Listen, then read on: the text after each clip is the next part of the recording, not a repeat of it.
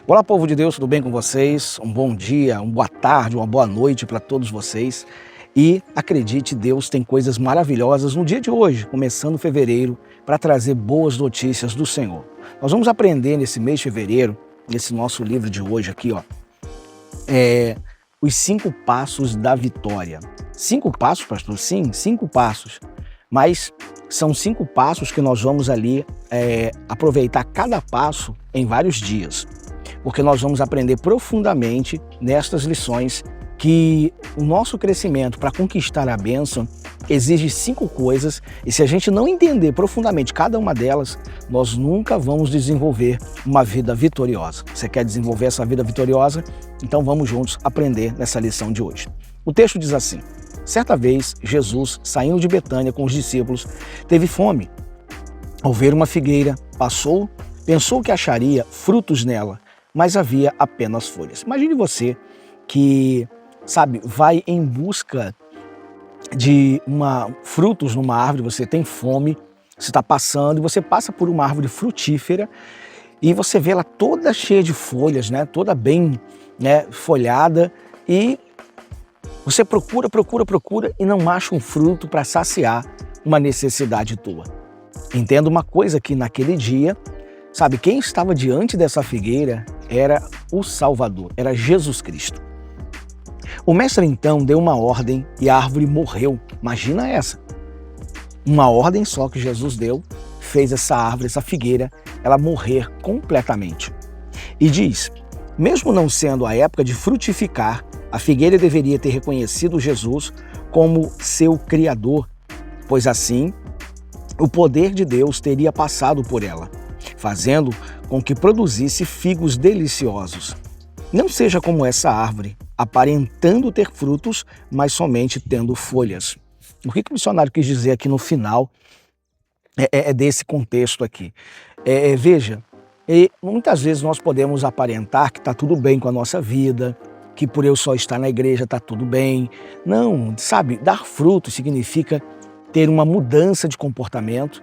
Dar fruto significa ter uma mudança de vida. E essa mudança, ela se torna visível. Quando você olha para uma árvore e você não vê frutos, é uma árvore qualquer. Mas quando você vê frutos, você fica muito feliz com ela. E os frutos são as conquistas, são as vitórias, são as bênçãos que nós passamos a ter no dia a dia da nossa vida. E isso se torna visível aos olhos de todos que a veem. Próximo parágrafo. Os discípulos se admiraram quando viram a figueira seca mediante a ordem de Jesus.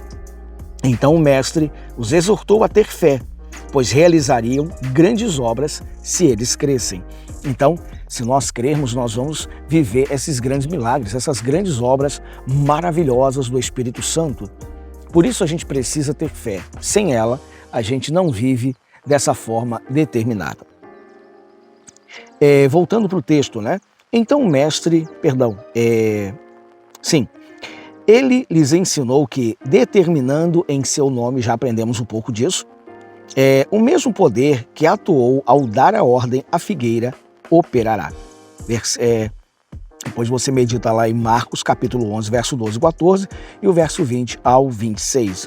Devemos entender que a ordem de Jesus sobre aquela figueira foi algo interessante e fundamental para mostrar que a nossa determinação, a nossa fé, o primeiro passo que nós precisamos compreender com relação às nossas vitórias é estar usando as prerrogativas que já aprendemos, Oração, fé, determinação.